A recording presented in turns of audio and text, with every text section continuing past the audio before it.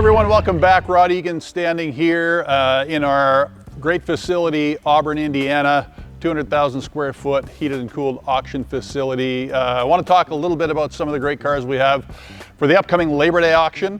Big weekend, phenomenal event here in Auburn. And one of the things that makes the event so great is cars like this one.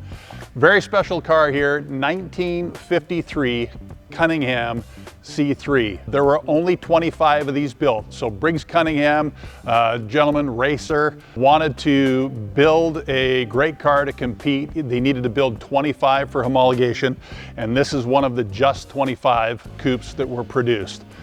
Fantastic car. The history goes way back from new.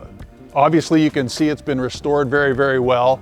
A body style you don't see very often. Why is that? Well, because the body wasn't made here in the US.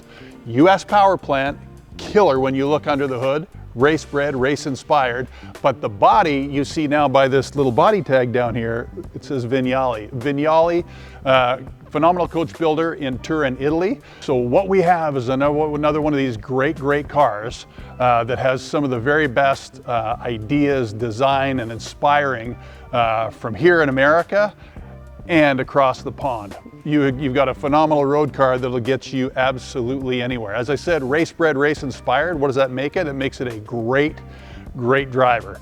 Known history from new, original engine still in this car, and some of the details when you look close, the belt lines, the chrome, the steel, that real subtle discs on the wheels, black walls, definitely a wolf in sheep's clothing.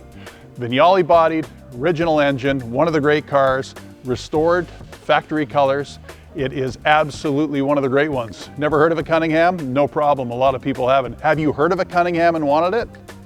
Bingo, here's your car. Come see us Labor Day weekend, Auburn, Indiana. There's a ton of stuff going on. See you then.